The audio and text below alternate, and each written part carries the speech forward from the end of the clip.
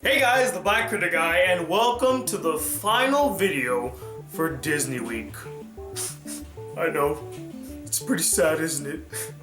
I just didn't want it to end, but you know what they say, all good things must come to an end. But don't fret, my dear subscribers, for we will not dwell in sadness at the conclusion of Disney Week. No, we shall celebrate Disney Week by talking about one of the most beloved elements of Disney itself, and that is the Disney princesses in my top 10 favorite Disney princess list. Disney is almost synonymous with the fairy tale princess genre, being that it was the thing that paved the way for the future for them. If it wasn't for Snow White and the Seven Dwarfs, a movie of first, being the first full-length animated feature, the first film Disney ever produced and made, and also their first ever Disney princess film, they wouldn't be as successful as they are now. That film opened a lot of doors for them, and nearly 80 years later, the Disney princess genre has been thriving, becoming one of the most profitable genres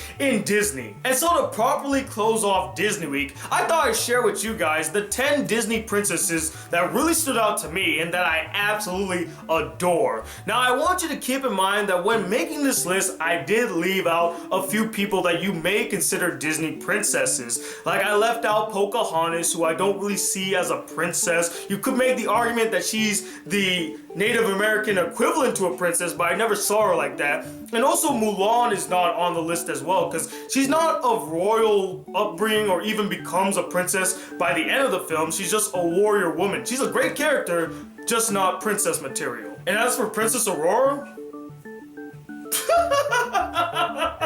who the fuck cares about Princess Aurora, the blandest of all the Disney princesses? And before I start this list, I do have one honorable mention, and that is Jasmine from Aladdin. As much as I don't hate this character, she just doesn't really stand out to me as both a character and a Disney princess. I'm not saying that she's bland or generic, it's just that she wasn't anything truly special. But I can't deny that she has left a lasting impact on many people in the world, especially one of my friends in college named Karina. She loves this character, and it's because of her that I had to mention Jasmine as an honorable mention. So Karina, you're welcome. But now let's get to the list and conclude Disney Week in style. Paving the way for all Disney princesses after her is my number 10 choice, Snow White, the princess that started it all. Now, as much as Snow White doesn't have much of a personality when compared to her successors and is looked upon as the stereotypical and cliche of all the Disney princesses, being that princess who likes to wait for her prince to come, I still have to give this spot to Snow White, because if it wasn't for Snow White,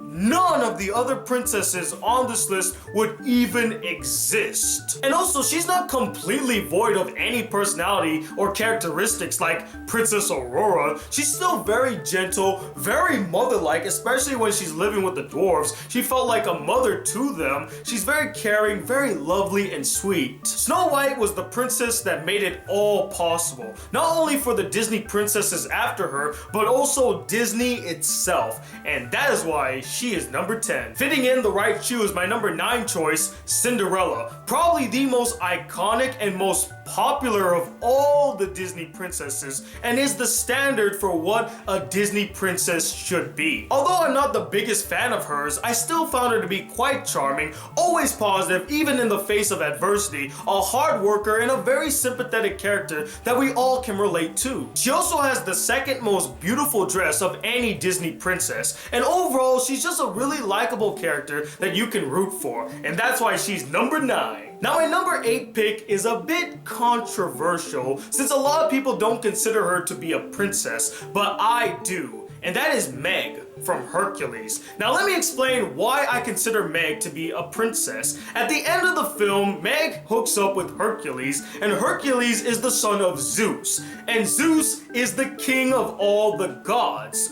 So that would make Zeus's son the prince of all the gods, and thus whoever Hercules hooks up with would then end up to be the princess of all the gods, thus making Meg a princess. And I can tell that a lot of you are typing in the comments furious that I put Meg in here and didn't put Jasmine and trying to disprove me, but you know what? I'm gonna stay true to my choice. What I really like about Meg is just how different she is. She's not your conventional princess. She's not looking for love. She's a bit selfish at times, and she's quite the temptress. Not a lot of Disney princesses are like that. Most of them are very wholesome, nice girls. Meg is nice, but she's not wholesome in any way. Although she has a very interesting, albeit brief, backstory that sort of explains why she's very hesitant to fall in love again. And even with some of her bad qualities, she's still a kind-hearted person that ends up doing the right thing at the end of the film, showing that even a bad person can do right. Not to mention, and I know this is gonna sound completely shallow, but I don't care, she is one of the sexiest princesses in any of the Disney films, both appearance-wise and vocally. Kudos to Susan Egan. She did a really good job at delivering the voice for Meg. Let down your long hair, maiden, from the number 7 spot,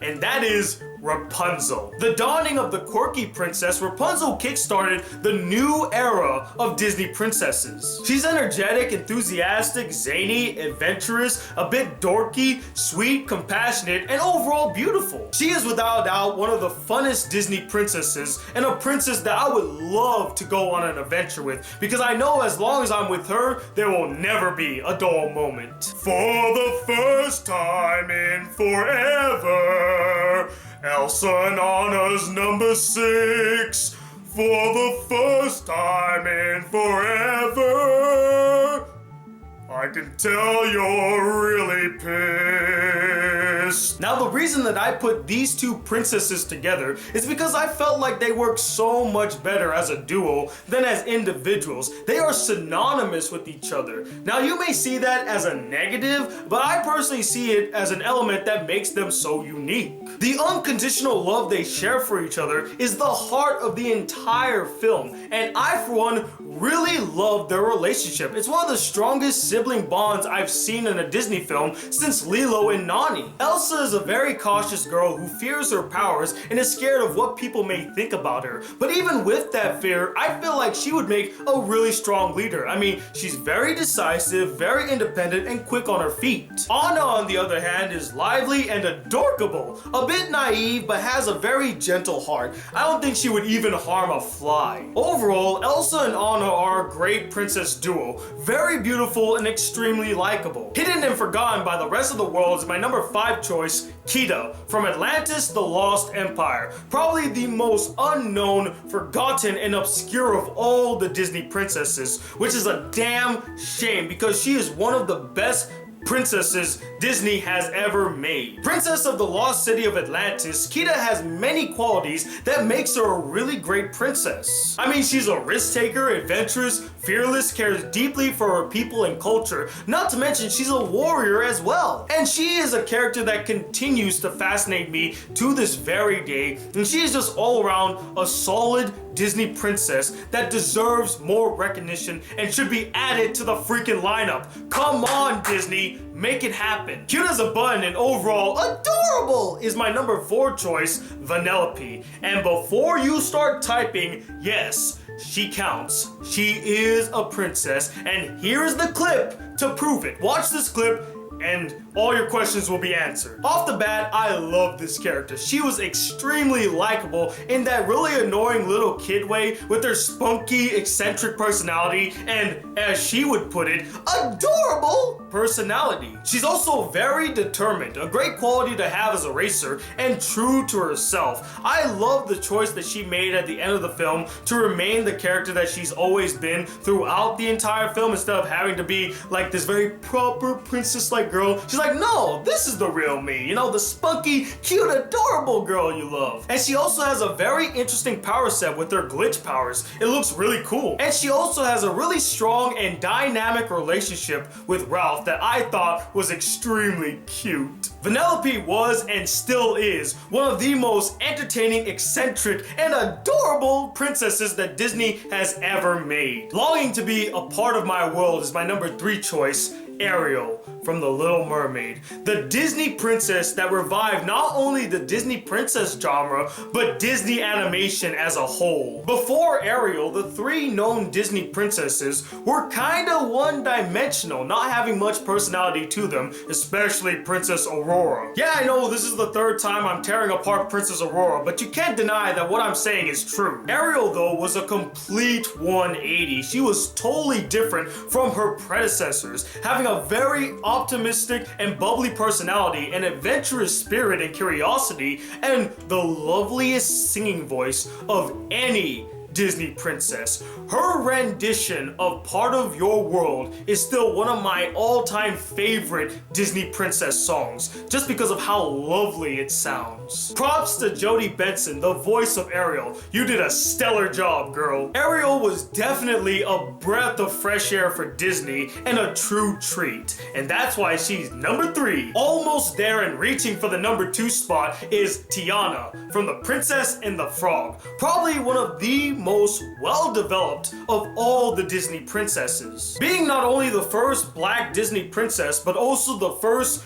true American Disney princess, because I'm not counting Pocahontas as a princess, and also being the first Disney princess film to take place in America, there was a lot of pressure on Tiana to be unique. And in my opinion, I felt like she pulled it off in flying colors. Strong and independent, passionate and driven, Tiana has the characteristics of not only a great Disney princess, but also a great and fully realized character. And as mentioned earlier, she's arguably the most developed Disney princess, having her own character arc in which she grows from this task-oriented individual who wasn't embracing life to its fullest to this young woman who is willing to share her experience and love with the people she cares about. Tiana also has one of the most unique singing voices of any of the Disney princesses. I love her song Almost There. I find it really catchy and it really stands out in my opinion. Tiana was definitely a step in the right direction for Disney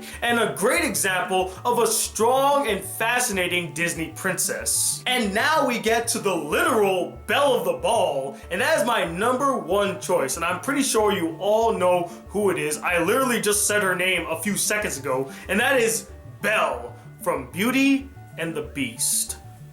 I love Belle from Beauty and the Beast. She was actually my first Disney crush, no lie. In my opinion, Belle is the most beautifully animated of all the Disney princesses, with one of the biggest hearts as well as being extremely likable. Belle has always been an interesting and dynamic character to me, with her fascination of books, her yearning for adventure, and her gentle and loving personality. She was also a strong female character, not following the traditional tropes of female characters and Disney princesses of the time. She never sought a prince, she cared more about her well-being and her father more than anybody else, and she never fell in love with the handsome hunk of the town, which made people think that she was very weird. She was also able to deal and stand up to a literal beast of a man and mold him into a better person. That right there takes guts. And I applaud her for that. Compared to her, all of the other Disney princesses had it easy. And by the way, earlier I mentioned that Cinderella had the second most beautiful dress of any Disney princess. Guess who has the first?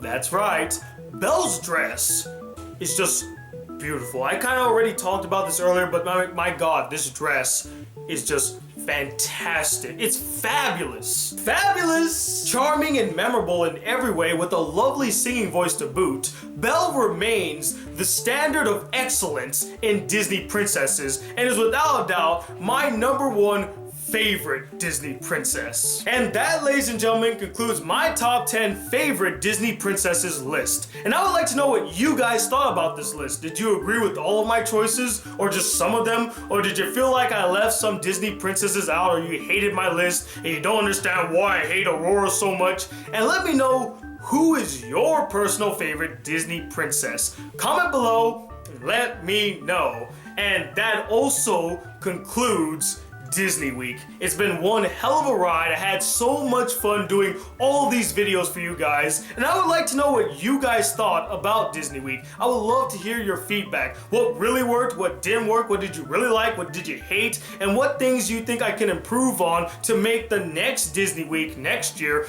a fantastic experience. So, until the next video comes, guys, if you want to be a part of the Black Critic crew and not miss out on a single awesome video here on the Black Critic Guy channel, please hit that subscribe button below, like this video if you really enjoyed it, and share with all your friends who love Disney. And I'm Tony Watt II, the Black Critic Guy. Till then, peace, YouTube.